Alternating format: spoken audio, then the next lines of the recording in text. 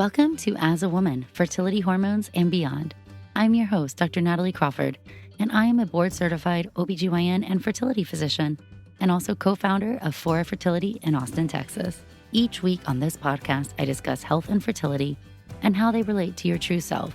Become a part of the community of collaboration that amplifies others as a woman. I hope you enjoy the episode.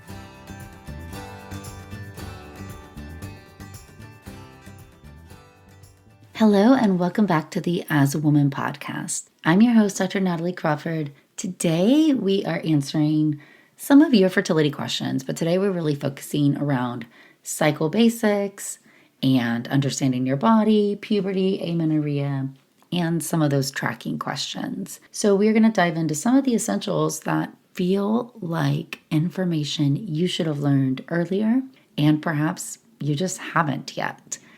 So we're going to dive in and cover all of that. Before we do, I just want to say thank you so much for being here and all of your support. The As a Woman podcast was started in 2019. We have over 5 million downloads and so many subscribers, listeners. I just want to say thank you. I love when you come up to me and tell me about the podcast or an episode helped you. I love hearing that you shared it. Seeing it in medical school curriculum, it's just been incredible. So thank you guys so much for your support, because you have made this little podcast recorded in my bedroom and my closet such an important part of my life and really an outlet to help share it with other people.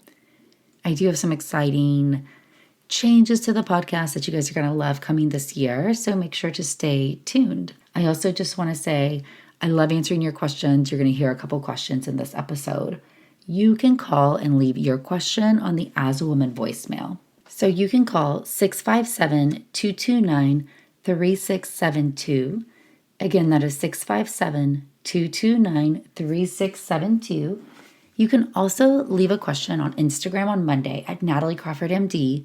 Some of those questions will be answered right there on Instagram, and some will be answered here on the podcast, and some will be answered in the weekly newsletter. The newsletter has been a fun way to just share upcoming things, have a lot more that's coming soon. When you sign up, you get access to my TTC starter guide. You'll get access to recipes that I love that are really healthy for you, whole food, plant-based recipes, and you'll just be kept up to date on events. And as the book is getting closer to being launched, you guys will learn more about all the fun things that are coming. So you can sign up for the newsletter at nataliecrawfordmd.com/newsletter. All right, I'm just going to give a little warning. I've been a little bit sick, so my voice is scratchy, so bear with me, but we are going to dive into some of your fertility questions. Hi, Dr. Natalie. My question is about primary amenorrhea.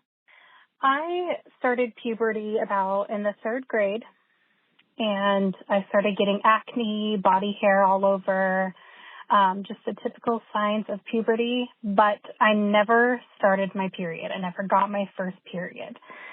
So I've had testing done, and all of my levels seem to be normal.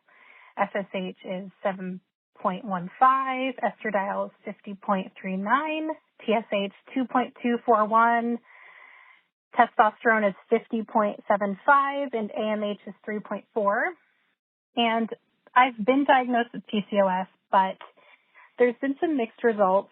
When I got my transvaginal ultrasound, he said that he couldn't see any follicles, but I assume that that's not correct if my AMH is 3.4. So I'm just curious to know what you think, because it's all just very confusing, and I can't have a period unless I'm on letrozole, which is what my wife and I have been doing since we've been trying for a baby. And it does work. I do ovulate on 5 milligrams from days 3 through 7, but we have yet to see a pregnancy. Thanks for taking my question. So sorry for all of this confusion, because I think that there's so much information that sounds like we should know about our body. Let's all just review some puberty and cycle basics that will help us answer this question.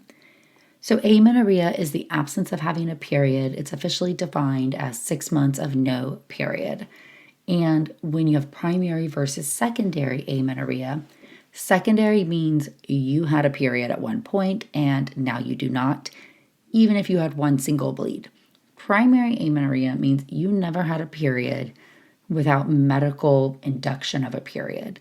And officially, primary amenorrhea is further delineated based on if you started puberty or if you did not. From the moment you start having breast budding, you should get a period within 2 years. Or if you have no signs of puberty at all and you're 15, 16, that's also warrants an evaluation. I have taken care of patients with primary amenorrhea who have been diagnosed with a variety of different things. I've taken care of patients who have been in ovarian failure, so they never started a period because their ovaries could not work. They were in ovarian failure before their ovaries ever really started working. Often, this meant no signs of puberty because the ovaries couldn't make any estrogen at all. I've also had patients who have a variety of other issues, and there can be genetic issues and there can be endocrine issues. So when we think about a little bit of what is happening when you have a period, and specifically what is happening when you have your first period or you go through puberty, remember the analogy I always like to use of having a vault full of your eggs. This vault is full when you're a baby inside your mom, and you are losing eggs every single month. So you have a group of eggs that comes out of the vault. Those eggs are now destined to either ovulate or die. Each egg grows inside a small follicle, and when you have more eggs inside the vault, more come out every month. Each time that you are just going through life before you start puberty, there's nothing to ovulate, so eggs come out, they die. Eggs come out, they die. No big deal. Puberty is really the maturation of what we call the HPO axis, hypothalamic pituitary ovarian. This is the brain telling the ovaries to ovulate. The hypothalamus sends out a hormone called GnRH, gonadotropin releasing hormone, which tells the pituitary gland to send out LH and FSH. LH and FSH then work to get the ovary to make hormones. And then when the ovary makes hormones, it talks back to the brain. So you have this nice connected loop when everything works perfectly.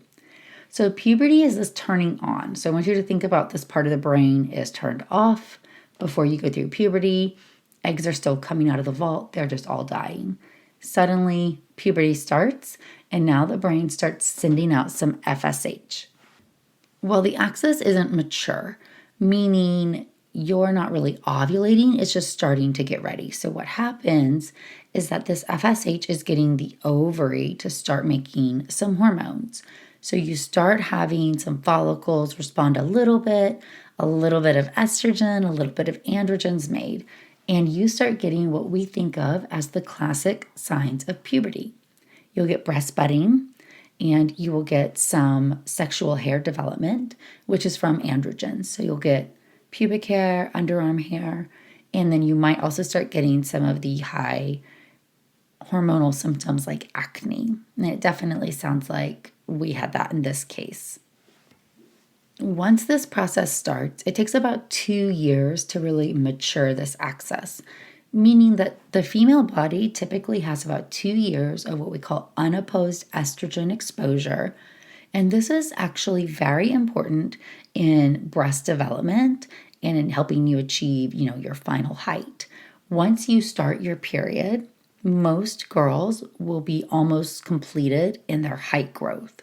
So they may grow just a small amount more because these high hormonal levels are now signaling to the bones that you've reached a state of maturity, and that will cause your growth plates to fuse and to stop growing. So the earlier you start your period, very often the shorter you might actually end up being unless you have that big growth spurt. That growth spurt is actually one of the last signs of puberty before your period is going to come.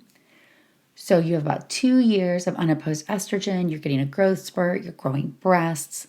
A really important point here is that if you do not have a period and you don't have any breast growth and you go to see the doctor, if you get started on a combined birth control or any birth control with progesterone or given any progesterone, it will interfere with proper breast development. And in fact, there is a very specific breast abnormality associated with this called tubular breasts. Every plastic surgeon will tell you it's actually a difficult one to correct because the breasts are formed completely wrong. So if I see somebody who never started thelarchy or breast development, and we're trying to get them on hormones or induce a period, they are going to go through a year to 2 of estrogen only in order to try to get some of that normalized breast development. And that is okay. We talk about later in life not having unopposed estrogen due to the risk of endometrial cancer, and that is a concern later in life, but that is a normal part of puberty. Once the estrogen level has gotten high enough for long enough and the HPO axis matures, you'll start to get to a point where you'll send out that LH surge, triggering ovulation of a follicle.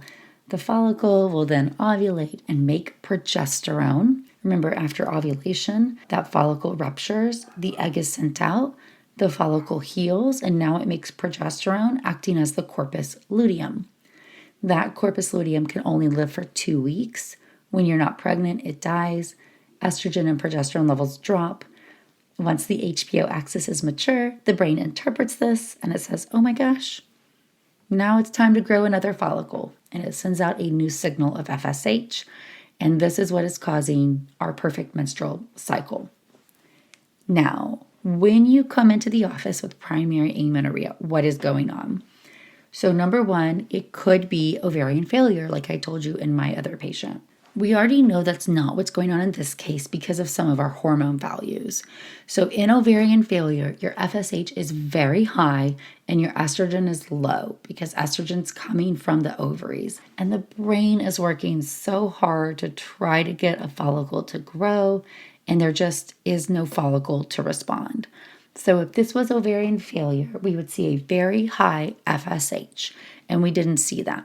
Officially, we would see an FSH over 40. So our FSH was 7. So we've ruled out ovarian failure, which is great because that's a really hard one to get.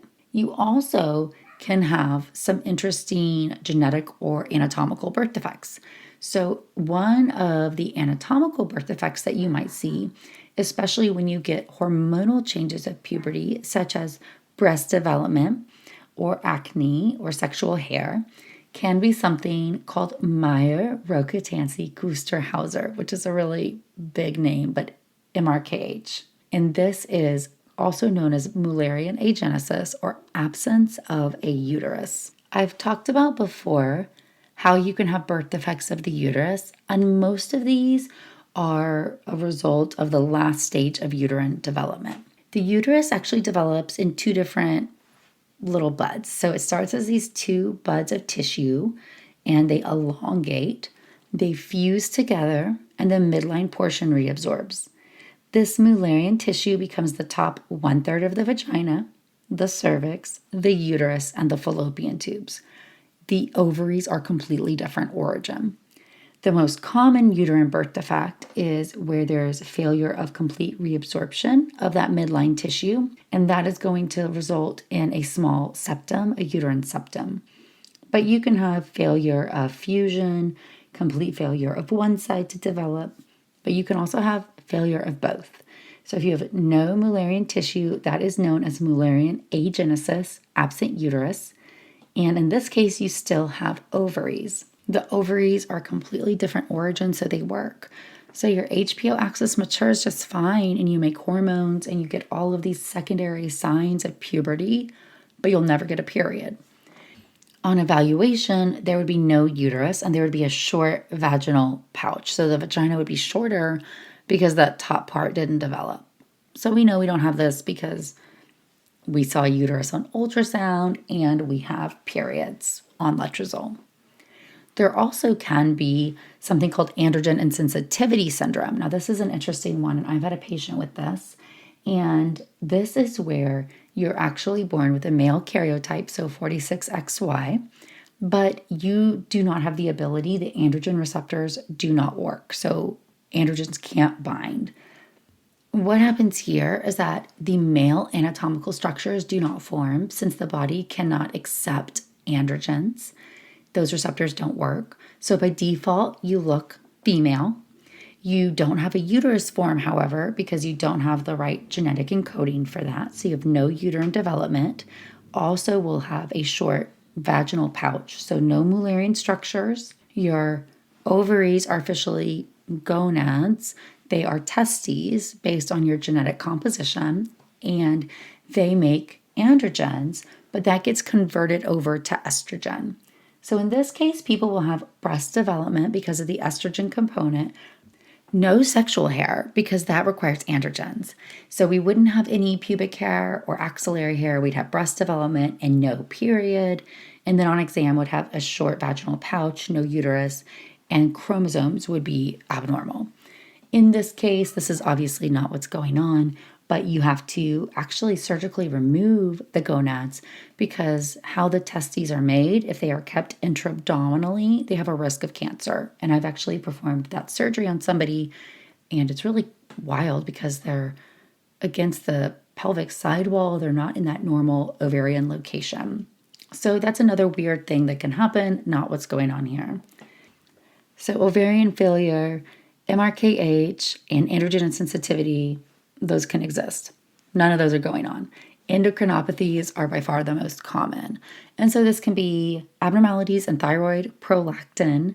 This can be PCOS, congenital adrenal hyperplasia, or hypo. And so thinking through what is happening and what is normal function is going to help you differentiate these. First of all, when you think about what they are, so abnormal thyroid disease and high prolactin both can interfere with the pituitary sending out FSH. So prolactin comes from the pituitary gland itself. That hormone you didn't mention being checked, and 100% it should be if it hasn't been, especially with some of that weird luteal spotting. And patients can present with a variety of stages of amenorrhea as their prolactin gets higher, and it's easily treatable by a medication. The way I think about this is when the pituitary gland is busy making prolactin, it does not send out enough blood supply to the area of the pituitary that sends out FSH. So you always need to rule out high prolactin levels.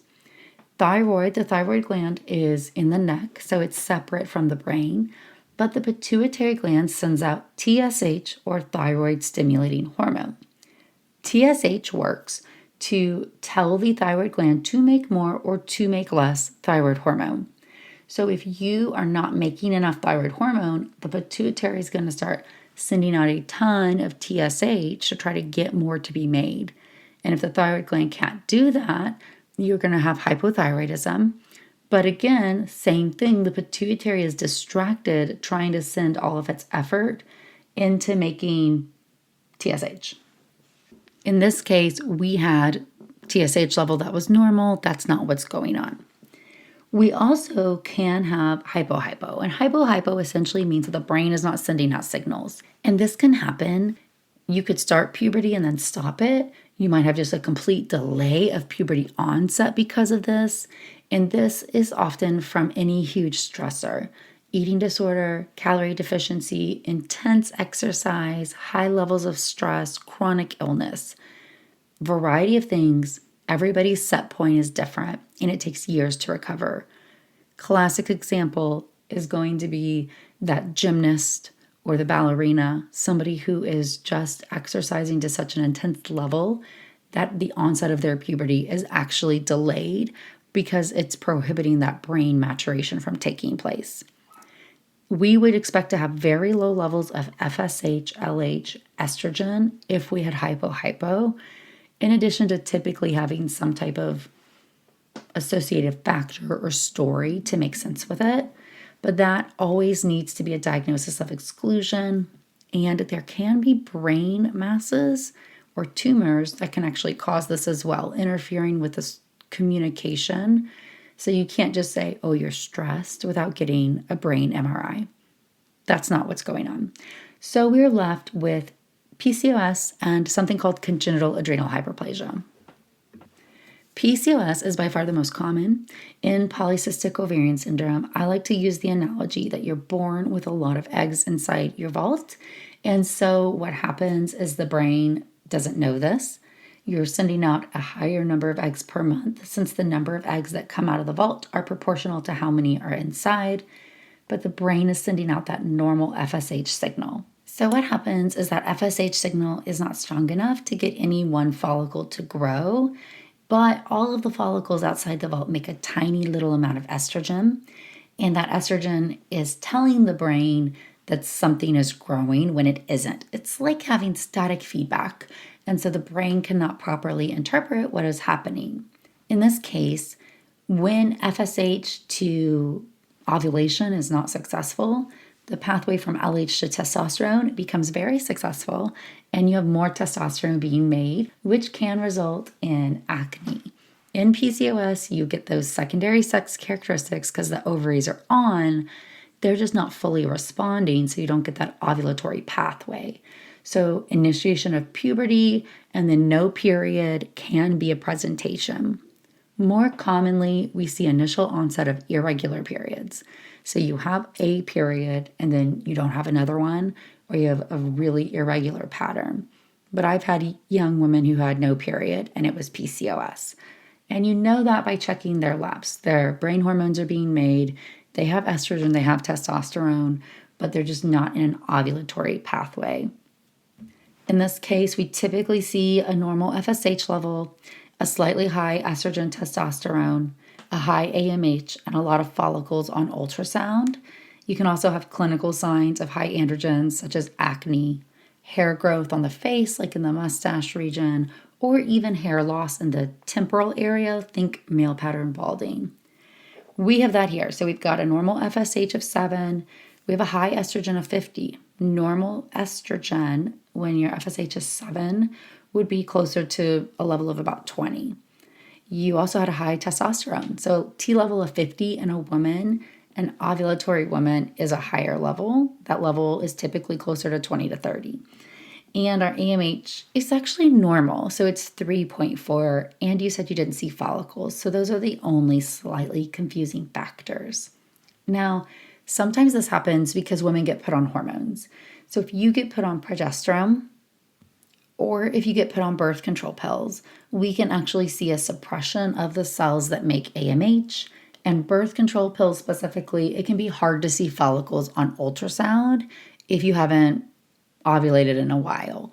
That doesn't mean that they're gone. The ovaries will wake up and respond, but it can be seen when you've been on hormonal suppression. And so I don't know if that was something that maybe you got diagnosed with PCOS, you were put on birth control pills, you started this evaluation before you and your wife tried to get pregnant, and some of these AMH or the ultrasound were done in close proximity to whenever you had been on hormonal contraception. I don't know. Also, I don't know age. So this could be a really normal AMH or a high AMH based on your age, because remember, AMH, your follicle count, that's a marker of how many eggs you have remaining, and that number varies based on how old you are.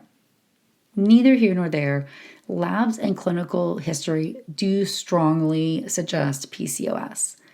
In PCOS, letrozole is the drug of choice to ovulate, and it's great that you have a response to it. Letrozole is what's known as an aromatase inhibitor, and essentially it lowers your estrogen level. So estrogen is still being made by the ovaries, it's just being gobbled up, and so that level of 50 is being dropped. And if you can imagine that estrogen as static interference to the brain now senses estrogen dropping from 50 to 20, and it says, oh, we don't have an egg growing. Let's send out a stronger signal of FSH.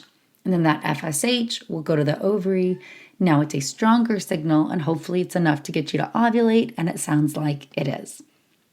Importantly, not all women with PCOS will respond to letrozole, or they will become refractory to it. Sometimes, because I'm not controlling how much FSH is being sent out, you might have too much or too little of a response.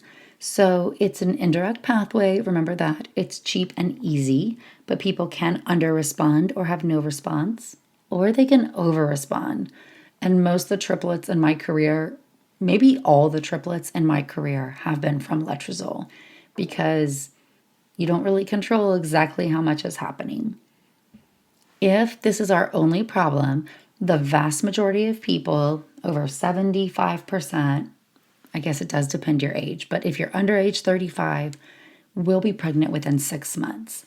So if you've done 6 ovulatory cycles with letrozole and trying to get pregnant and you're not, now we are concerned that you have another factor to your infertility, which could be unexplained infertility. I always want to make sure that my patients in this case have had a full anatomical evaluation, making sure that your fallopian tubes are open, and want to make sure if we have a male partner that we have a semen analysis so that we know we have appropriate sperm before we just spend all this time in the ovulation induction pathway. Now, congenital adrenal hyperplasia, or CAH, is a genetic disorder that's inherited that causes an enzyme to not work appropriately in the adrenal glands. The result is that you have too much androgen being made, and it can present in a very similar PCOS presentation because you have more androgens. And it works almost in the backwards way where you have a lot of androgens. You'll have those androgen signs like acne, and this androgen can interfere with the ovulatory pathway. When I have somebody who has primary amenorrhea, I always want to make sure we rule out CAH. Classically, that's by checking a hormone called 17-hydroxyprogesterone. There's also genetic testing that can be done, which is really common now. If you had genetic carrier screening, presumably before you purchase donor sperm, you had this done, hopefully. But if not, it's just blood testing to make sure you're not a carrier of this. But if your 17-hydroxyprogesterone is high, that can be a sign that the adrenal glands themselves are actually the source of the problem. The reason why this is important is just it does have a little bit of a different treatment pathway. Still might need ovulation induction, but some steroids can be important in helping lower some of that androgen production. And it can be important in management in pregnancy and in potential fetal risks. So if you carried this, and let's say if you had a male partner, your male partner carried this, or you unknowingly had sperm who was a carrier, some babies can be really sick. It causes something called salt wasting, which is an important part of the adrenal glands as your salt regulation, but also can cause what we know as a virilization of a female fetus because of these high androgens. So it's really important to just understand what's happening in PCOS. When you get pregnant, the ovaries are not active in the same way once you're pregnant. But if you're pregnant with CAH, the adrenal glands still can be making these high androgen levels. And does that pose a risk to the baby? It's more complicated than that based on exactly which enzyme is at issue and how many copies there are. But it is important to rule that out. Most people with PCOS do not have that.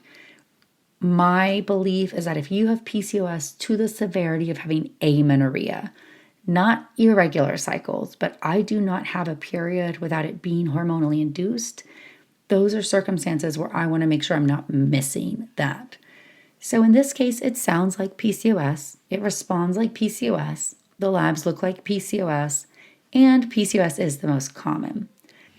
However, I would want to make sure that my prolactin was normal, especially if I had any luteal spotting, and that I have ruled out CAH by genetic carrier screening or 17-hydroxyprogesterone based on my presentation, just to make sure I don't have any higher risk. I think that it's important to understand letrozole doesn't work for everybody, or working is ovulating, and that's great. But if you're not getting pregnant after letrozole, definitely make sure that there's nothing else. And some patients have to advance care. So hopefully that's not the situation. Also, pay attention to when you ovulate and when you are starting that next period. Some people with PCOS, especially PCOS to the level of not having a period, will have some insufficiency in their luteal phase, and often I like to give them letrozole and a trigger shot and progesterone to really help complete that full cycle of ovulation and hormone production. But in the end, this was a great question to talk through how puberty starts, how our brain works and communicates for ovulation, and things that can go wrong. So thank you so much for calling in and asking your question, and fingers crossed that you and your wife see a positive pregnancy test soon. All right, friends. Well, Happy New Year. And I hope that you enjoyed this episode. Please feel free to call and ask your question on the voicemail at 657-229-3672. Again, that is 657-229-3672. I have some great episodes for you coming up about cycle tracking and understanding your AMH, but I always love to hear what it is that you're looking for clarity on. You can also leave your question on Instagram on Monday at nataliecrawfordmd, and don't forget to sign up for the weekly newsletter, nataliecrawfordmd.com/newsletter. Head on over to YouTube to check out my short 8 to 10 minute videos answering some of your top fertility questions. Thank you, friends.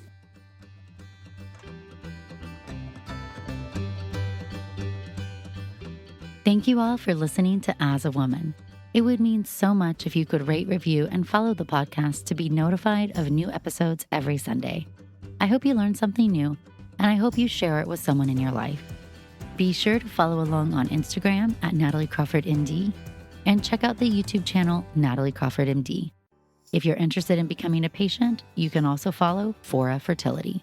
I'm so thrilled to have you here, part of the community that amplifies others as a woman.